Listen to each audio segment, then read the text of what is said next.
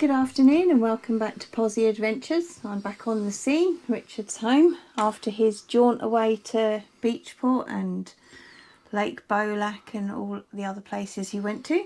Yeah, it was a good trip. We thought we'd come to you this weekend just with a quick update on our Franklin Club Cx22, which we've now owned for 30 months. Or 2.5 years. Or 2.5 years, if you want to go imperial and metric.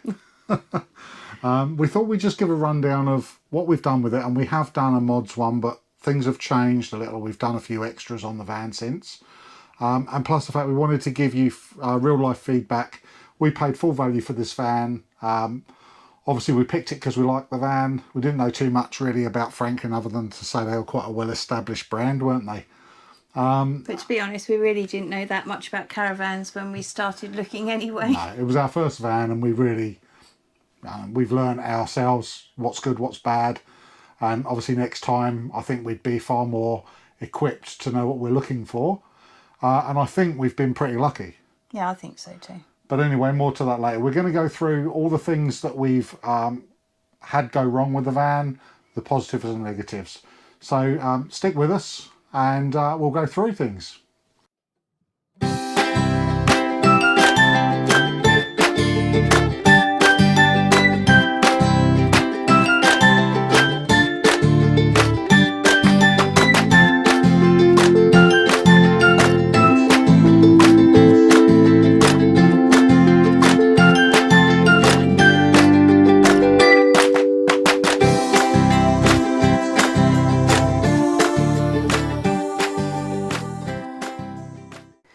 So in the van we have plenty of storage. So this is our overhead cupboards, and we have hanging space or hoodie space in our wardrobes. So, such a passion killer. Underneath we've got USB and 240 volt sockets. So in our little alcoves we each have one of those. On each side. We've got little drawers for undies and stuff, and a small drawer, or a small cupboard for shoes.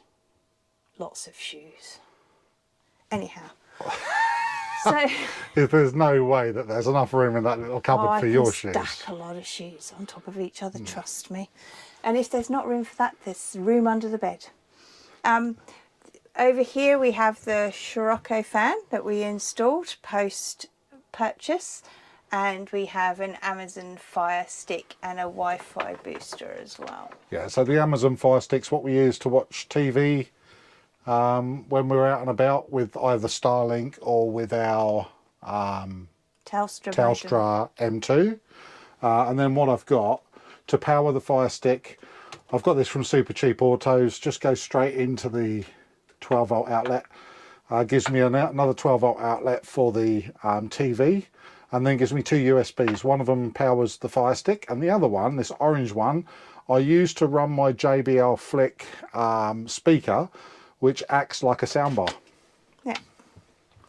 Okay, and then down here we have our AC control, our hot water control, and our gas. Yep, so you've got aircon and hot water service on electric.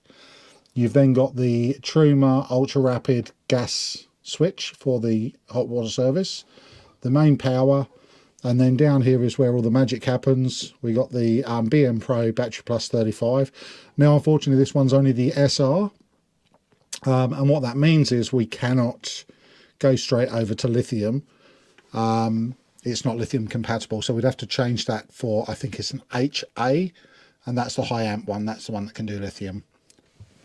And we did have a bit of a problem, didn't we, when we first got this van with the BM Pro? We did, yeah. The BM Pro, the Odyssey Link, which is this unit here, was losing connection to the actual to the iPad. And what we were finding was all our lights are on, which is the default setting, and we had no way of switching them off. No way of controlling anything that's controlled from that pad. So the water pump was staying on. Yeah, anyway, we contacted the company that we bought it through, and they sent us out a replacement Odyssey Link, and it's been fine since. Yeah, no issues at all. Yeah. But you have had problems with the hot water service keep blowing out. Yeah. I think that's a common enough issue with the Truma Ultra Rapid, that if the wind happens to be blowing in the wrong direction, it can blow it out and it can be a problem to get it lit. Once it's lit, it's not a problem, but you do have to keep coming back and checking it. And if the red light's on in this here, it means that it's blown out. You just have to switch it off, wait a couple of seconds and turn it back on. And then, yeah, then she's all right. One time I blew it out with a leaf blower out the exhaust, and that helped to clear it. So I think if you're traveling without the cover on and you're sucking dust, that can cause you problems. So always put the cover back on this thing. And generally speaking, it is pretty reliable. Okay, so now we go into our bathroom, our ensuite. It's in the middle of our van, so it's got sliding doors both sides, so you have full privacy if you choose to have that, which is usually good. We've also got our basin, vanity and the toilet. I did buy a toilet brush cleaner thing because I don't like dirty toilets. We've got the Fusion Lock toothbrush holder, which works really well. Stays in place, and this has been on some horrendous we've been on roads, some and really graded tracks. It hasn't it's never broken. come off. It's been very good. We do have a broom holder as well, just round the corner. So this again is Bunnings, and they just push in and clip into place. And that's held it in, hasn't fallen off at all. Nah, never. It's been very good. And then we have the shower unit. So we've got a dispenser in here for the shower gel, shampoo and conditioner, which is also working really well. Saves lots of putting away of things when we're travelling, so it's just easy. Richard's then got a mirror for his shaving, and we always put a sock over the yeah, so it's car shower wash, head. car wash mitt that I've put on the head of the shower. And we just leave it on the floor like that, because that way it doesn't fall down. Basically, if you put it up on here and you go over a few bumps, it falls down, and there's a good chance it's going to cause damage. And we've got the bottom of the shower mat, and we have that one reason is for the dogs. If I'm showering the dogs when we're on the road, because they need bathing, having long hair, Save some scratch in the bottom. Doesn't scratch the shower. But we put that down as soon as we pull up to a site. I peel this off, it's only on suckers. I peel it off, stick it on the floor. It stops you from slipping in the shower too. Yeah. So it's all pretty good. Light in the shower as well. Okay, and through to the main living area. So obviously we've got the full-size Dometic fridge, which is awesome, with the big freezer, which I usually manage to pack jam solid, but it's a bit empty at the moment. Yeah, I ate most of it. And then the fridge Some beers needs a bit of a clean. It does. So this fridge is a three-way fridge. So this is the new Dometic series.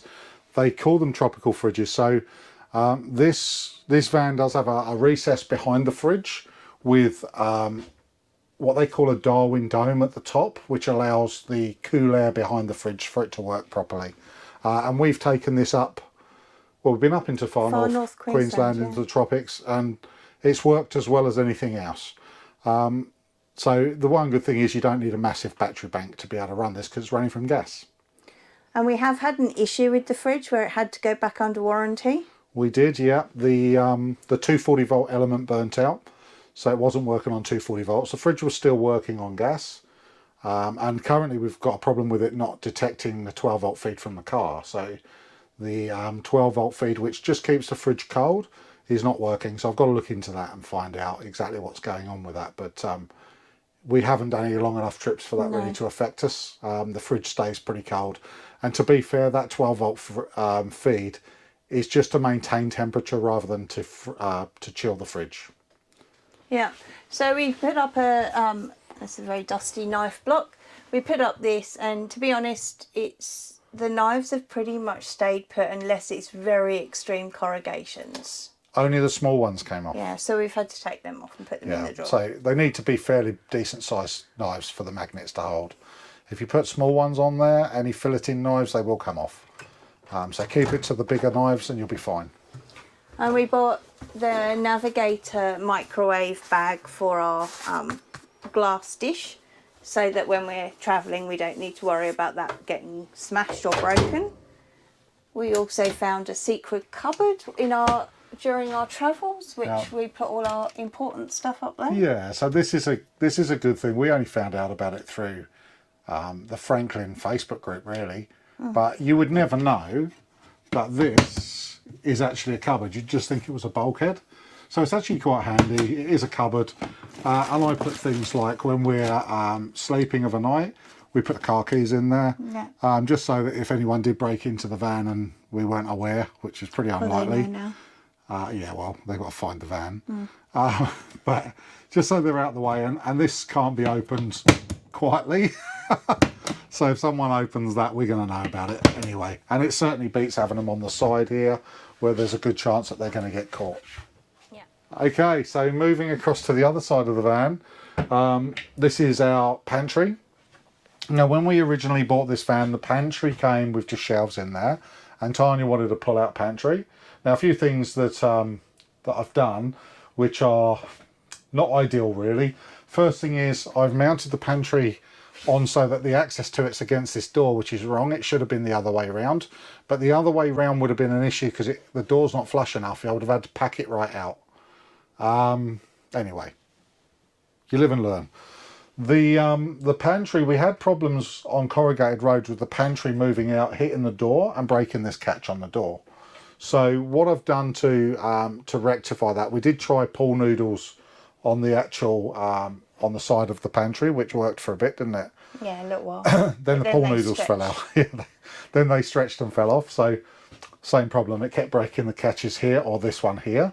So what I did was I went to Bunnings, and basically what I bought was these little elastic tie downs. And I've put the cotton reel inside, so basically you've got the full length of the pantry. You can get to what you want to get to, and when you're stowing it away to drive, you just go in, put your fingers in there, and if you can see, Tanya's going to say, put your fingers in there and just hook it over the cotton reel just like so. And that basically keeps it all secure and stops it from damaging the doors. Top and bottom are the same. Yeah, result. Right, what are you doing next? Okay, so we've got the stereo, but there are a few issues with this stereo. Yeah, it's not a very good quality stereo. These are the NOE, I think they're NOE stereos. They come in a lot of vans, and if you look on the forums, you'll find a lot of people have had trouble with them. With ours, we're finding I have to reset it to be able to play CDs. So it just comes up with error if you try and play a CD. Press the reset button, and she's good to go. But we really don't use it. We use our little JBL flick. You know, we don't use it. We've got a TV that's got a DVD built in. If we wanted to watch DVDs, we don't need to use this. At some point, I'll rip it out and I'll put in a decent stereo. Yeah, at some point. That's what we'll do. So next we have the second Scirocco fan that we installed, which is great. You know, when we stop, I don't find the airflow fantastic. No, for the money, I've got to say, for the money, I really think that they're not that effective. They do the job. They move the air around. They do move the air, but it doesn't cool. So the other thing is because we have the dual living, as in like the bedroom is separated by the bathroom, we do find that the air conditioner is fairly ineffective through to the bedroom. Yeah. It just doesn't do the trick. You know, gets quite clammy at night in that bedroom. There's not much we can do about that. Well, yeah, we've cured it, haven't we? Because we've both got fans. Yeah, we do both have overhead fans to try and stop that. So Tanya's bought a Ryobi clamp-on fan that you used, haven't you? And I've got a one that makes a hell of a lot of noise. The last lighting fan that I got from, I think I got it from Anaconda. It was either Anaconda or BCF. It's very quick, squeaky. It is noisy, but they work well because they're right above your head. At some point, I will probably put Siroccos above the cabinetry. Yeah. And then that'll cure the problem. Yeah. So another thing we did when we bought the van, which is a club lounge, is we asked if it could be made into a bed, because there was no facility for a bed, but the table did drop down to allow for a bed. So we got a tick cushion made, and Richard felt that the table wasn't stable enough for adults to sleep on, so he's actually screwed some legs on, so he can talk to you about that. So there's the tick cushion in place. It makes this a decent enough size that, you know, an adult could get across there, but a kid'd be perfect. An adult could sleep at a slight angle and you'd still have a good sized bed to sleep on. It would be approximately 2 meters across, I would think, anyway. So yeah, I mean, we'll get Tiny to lay on it in a minute and see how much room she's got. The issue that I had, obviously, with a single pedestal table, was that the table had quite a lot of movement in it. Now, when you see vans that have a tick cushion set up like this, they normally have either a piece of angle in here or something for the table to come down and sit against to support it when it's being used as a bed. This one didn't have any of that, so I was concerned that if someone sits on the edge of this, it's going to break the table, and it would have done. So what we've done, I went to Bunnings, I bought some table legs that I worked out roughly the height that I was going to need. I had to buy some that were slightly longer, so I bought some table legs. I cut them to the length I needed. Now these base pieces here, they do adjust, so you can adjust these up and down.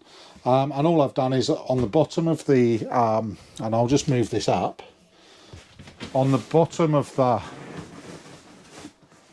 table, I'll find the catch.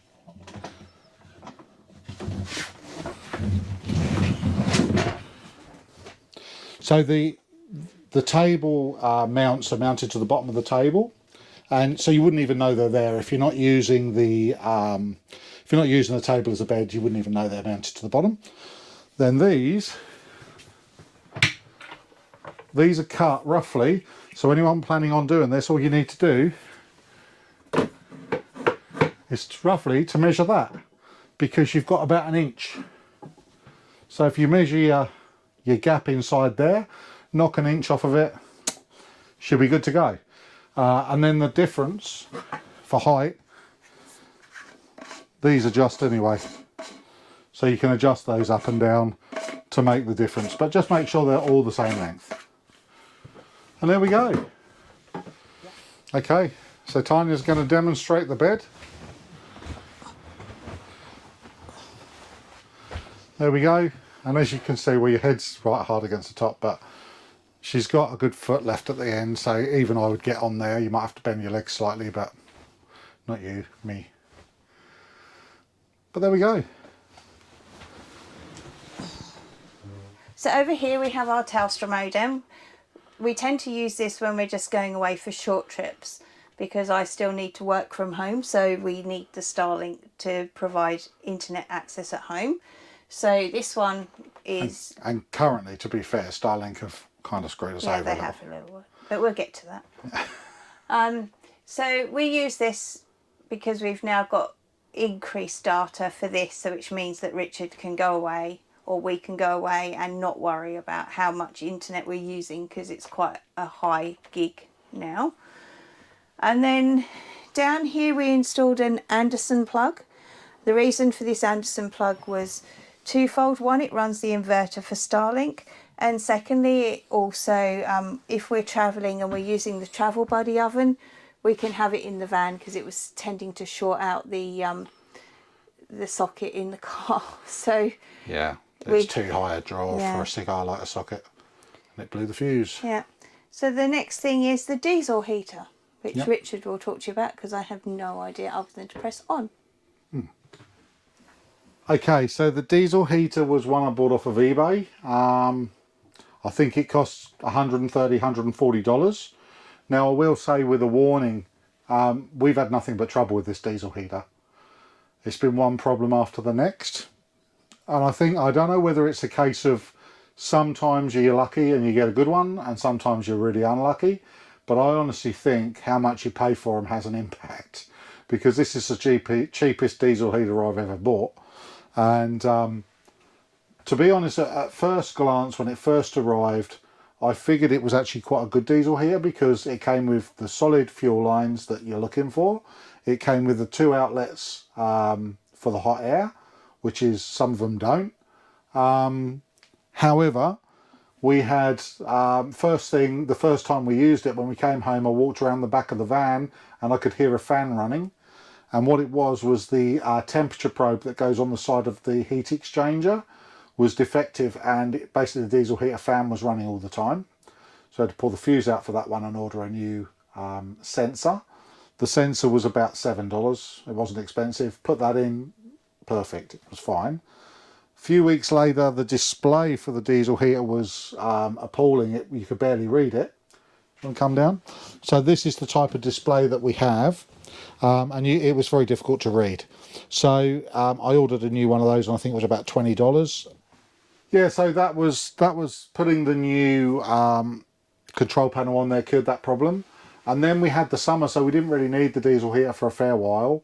And then we went away recently, and I thought I'll just check the diesel heater before we went.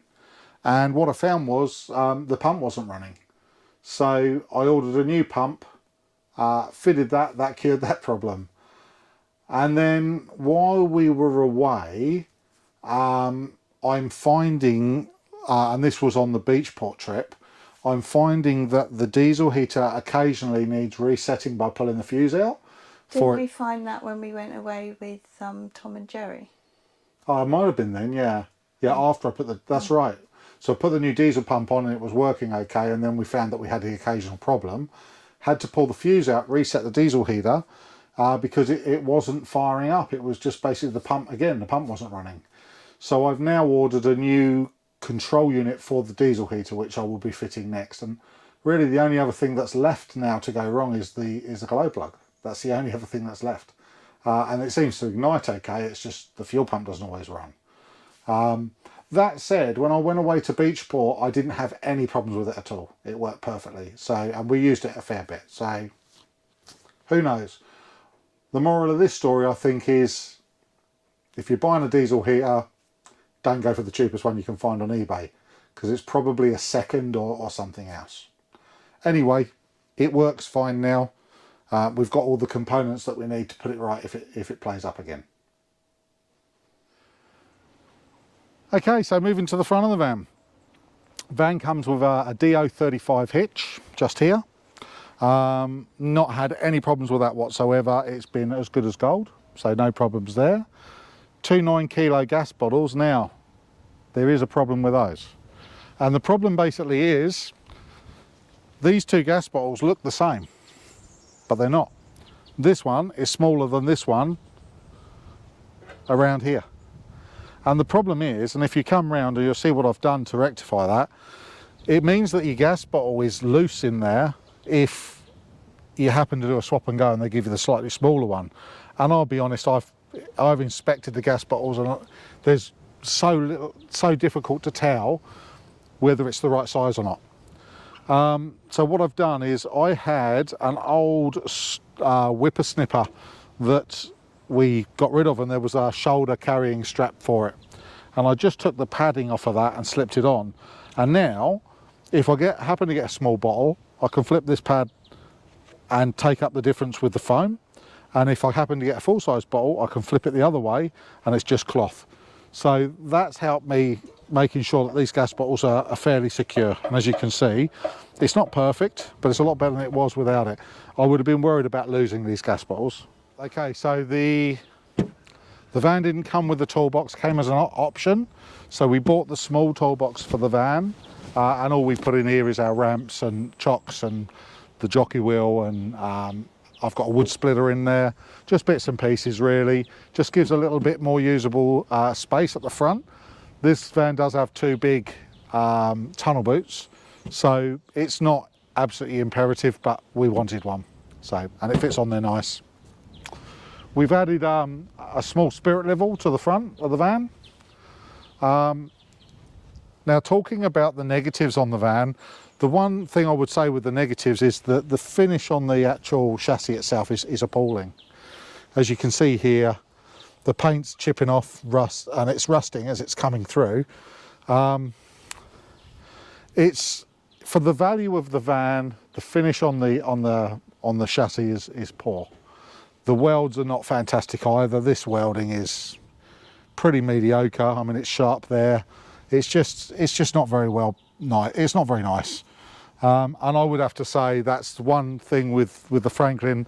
I'm not overly impressed with that. Coming from a mechanical background myself, I look at that and just think, yeah, he could have done better. When I walk around to the back, I'll show you the rear bar, that there's some rust coming up on that as well. This is the stone stomper. Obviously, this just protects the front of the van from rocks and things like that, and it's done a really good job. Works really well. What we did was we put a bit of 32 mil poly tube in, some conduit in here. They do come with pockets. You slide the 32 mil conduit through there, and I've just put some table stoppers basically on the end of it, some table leg stoppers, and that basically just supports the stone stomper and stops it from sagging when you're doing tight U-turns, things like that, when you're jackknifing. The van does come with some quite good protection, so protecting the gas regulator just here. It's got a metal shroud on it. And then just down here where the external water tap is, again, they've done a good job of protecting that with a metal plate. So on that side of things, quite happy with it. It's nice. We've fitted a row of mud flaps across the back of the van, as you can see just here across the front. And that's just to stop any travelling rocks that are coming under the van, because obviously a stone stomper stops any rocks coming to the top. But this basically just stops any rocks from hitting anything vital under there, like gas pipes, water pipes, things like that. So moving down the side, we've got a couple of hooks that that are just command strip ones, and these are just to hang our outdoor kitchen caddy on. That's a Navigator one. It is Navigator, yep. We've put yellow film over the lights, as you can see there, and the idea of that's just to prevent the moths and bugs at night. So we've done all the exterior lights with yellow film. So this is our MIMO antenna, and this goes with this bracket on the back of the van, and another section, we've got another section that goes with this. 3 pieces of pole go together, gives you a 6 metre height, and this goes with our Nighthawk M2. This comes round, swivels up, the pole goes in here, and we can lift it right up 6 metres. We've had very good results with that. We've not had many issues where we've not had any coverage at all. And if we have had problems where we've not had great speed, it's because we're in an area where there's a lot of other people. So that's generally what we've been seeing. Sometimes you can get around that by picking a tower that's further away. And if you pick a tower that's further away, the people locally are not bottling it up quite so much. So sometimes that works. We also use this for our Starlink. I've got a separate section that goes with the Starlink, so we can push the Starlink up above the height of the van and run Starlink. Now, what I said I was going to point out to you, this is the kind of thing that I'm talking about, with just rust coming up on the edges where obviously they've smoothed it down to make it look nice, but they haven't put enough paint on it. Now I will get to all those items, it's only a minor thing, but for an 80 grand van, I would say it probably isn't good enough. It really should be better than that. Diesel heater I've mounted to the back here. So the fuel tank is on the back. Sorry about the state of the van. I used it obviously last weekend, so yeah, it needs a wash. Spare wheel carrier on the back, that's standard. The cover we got made.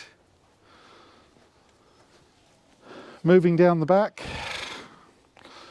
we did have problems with these when we first got it. I couldn't get them off, but actually there is a diagram on the front of the Truma hot water service, which if you want to come round, Tanya, you'll see it shows you a hand pressing into it, press in and pull off.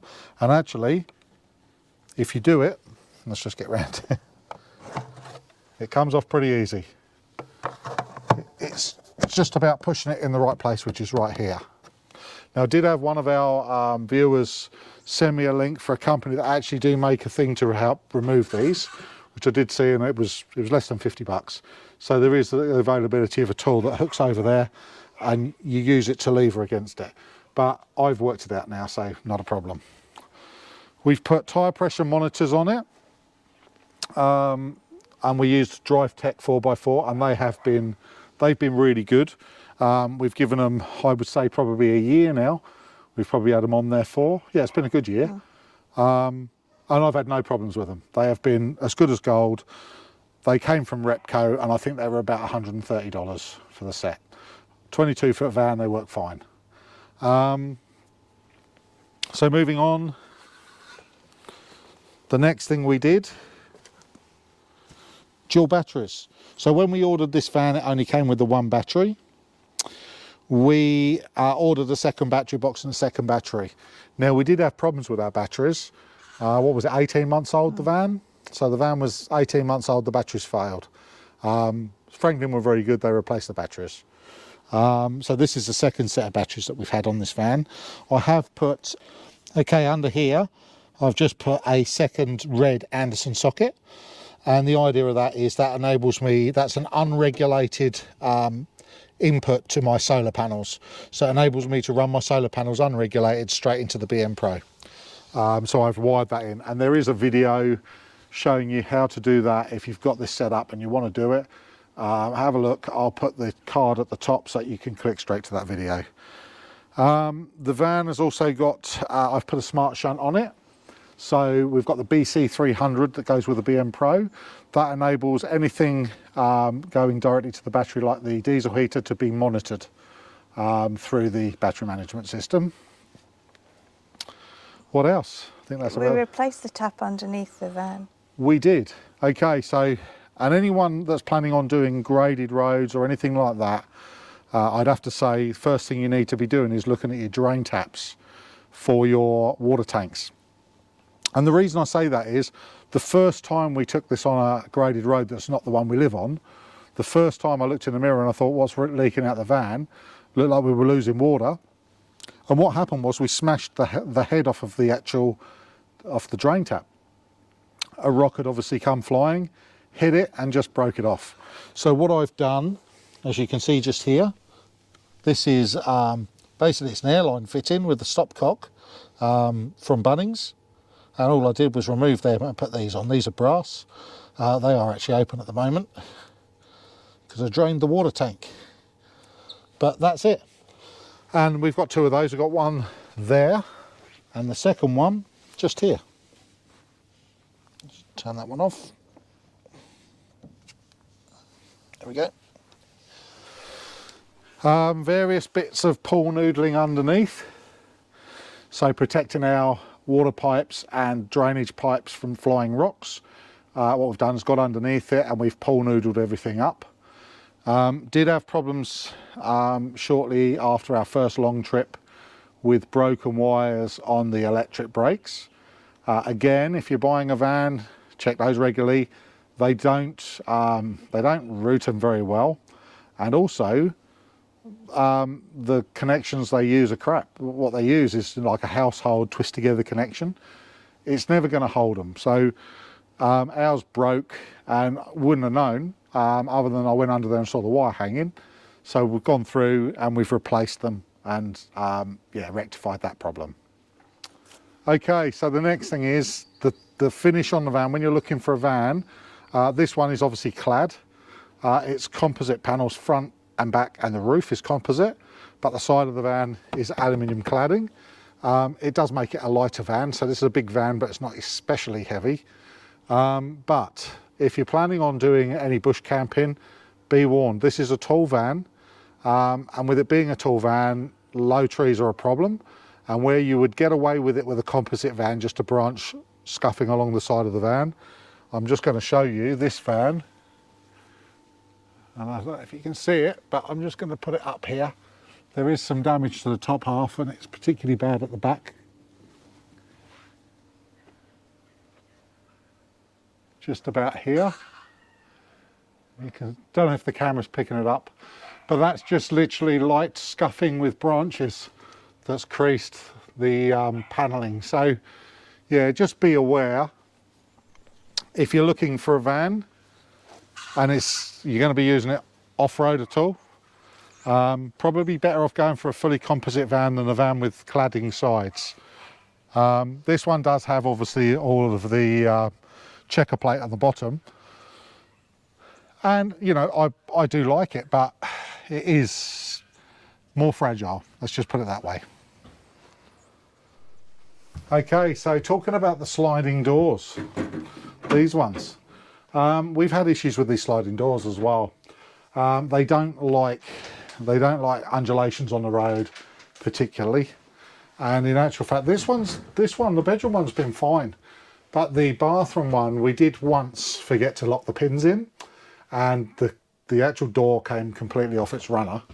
We were very lucky it didn't go through the shower screen, but it didn't, luckily. But it has caused an issue that I'm still in the process of fixing. It is a lot better than it was, but the roller that sits on the runner up here, the plastic ring fell off of it, and so we had it fouling on the door and it wouldn't slide properly. It's a lot better, but it's still not right. I've still got to spend some time on it and try and work out what's going on with it.